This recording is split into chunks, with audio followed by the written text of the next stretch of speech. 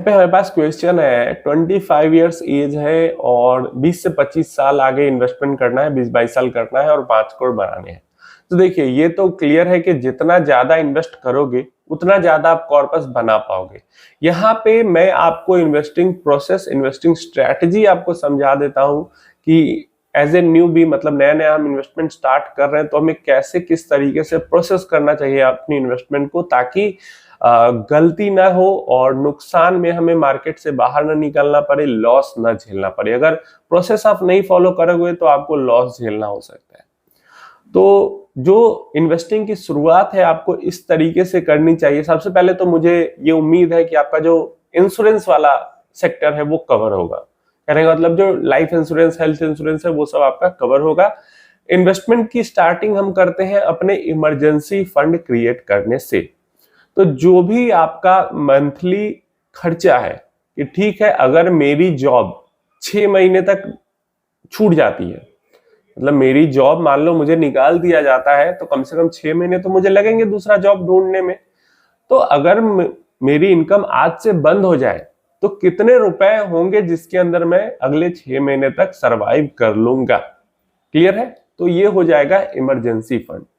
और ये जो 6 मंथ का जो 6 महीने का वैल्यू है, इसको सीधा सीधा उठा के डाल देना है लिक्विड फंड के अंदर, और किसी भी आलतू फालतू लिक्विड फंड में नहीं डालना है। मतलब नहीं, कुछ भी नहीं समझ में आता तो एसबीआई के लिक्विड फंड में डाल के छोड़ देना है, क्योंकि हमें बस इससे चाहिए कि इन्फ्लेशन बीटिंग रिटर्न इस पे मिल जाए, बाकी और किसी चीज से इससे मतलब नहीं है। तो हमारा जो 6 मंथ का जो ये एक सेफ्टी नेट है, सेफ्टी कुशन है, वो क्रिएट हो चुका है। और अगर हमारी जॉब चली भी जाती है तो हमारे पास दूसरा जॉब ढूंढने के लिए टाइम होगा। तो पहला तो ये हमारा क्लियर हो जाता है। दूसरा हमें क्लियर क्या करना है कि देखो क्या होता है ना, हम लोग स्टार्टिंग में इन खर्चों को नहीं जोड़ते हैं, लेकिन कुछ ना कुछ जो खर्च है वो 3 साल के टाइम पीरियड में आते रहता है, हर 1 साल 2 साल के टाइम पीरियड में आते रहता है। कुछ ना कुछ खर्च कैसे होता है, हमें ही कहीं घूमने जाना है, किसी की शादी, आजकल तो दूसरे की शादी में अपना भी बहुत सारा पैसा खर्च हो जाता है, मतलब किसी रिलेटिव की शादी हो तो, या फिर अब मदर फादर को कुछ पैसे की जरूरत है, चाहिए उनको, या किसी को नीड है, वो आपसे कुछ मांग रहा है, या मतलब इस टाइप की बहुत सारी छोटी छोटी जरूरतें होती है। और ये छोटी ही जरूरतें होती है, 50,000, 1 लाख, 2 लाख, यही सब जरूरत होती है। तो इसके लिए क्या करना है, जो भी इस टाइप की जरूरत का पैसा है, जो कि हो सकता है अगले साल जरूरत हो, या फिर हो सकता है आज 2025 है, अभी 2027 में उस पैसे की जरूरत हो जाए। क्लियर है? तो इस टाइप का जो पैसा है उसको आपको इक्विटी फंड में नहीं डालना है, इसको डालना है शॉर्ट ड्यूरेशन म्यूचुअल फंड में, short duration debt mutual fund में। क्लियर है?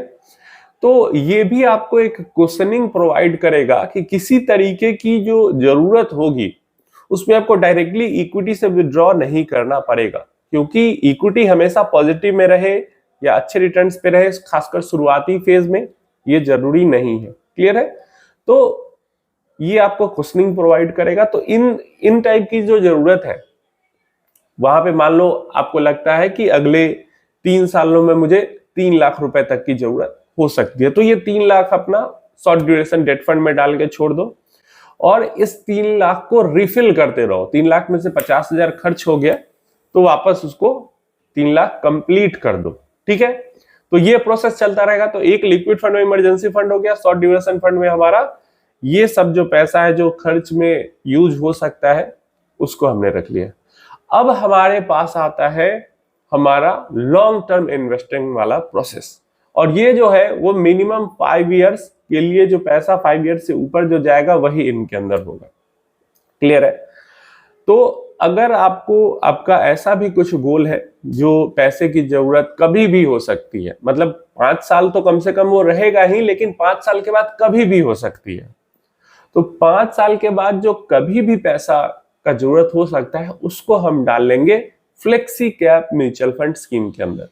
क्योंकि फ्लेक्सी कैप वालों के पास ऑप्शन होता है कहीं भी इधर उधर इन्वेस्टमेंट करने का, इस कारण से वो लार्ज कैप बेस्ड रहते हैं। तो हमारा पैसा मेजरली लार्ज कैप के ही अंदर इन्वेस्ट होता है, लेकिन लार्ज कैप के अंदर एक्टिवली काफी इन्वेस्ट होता है।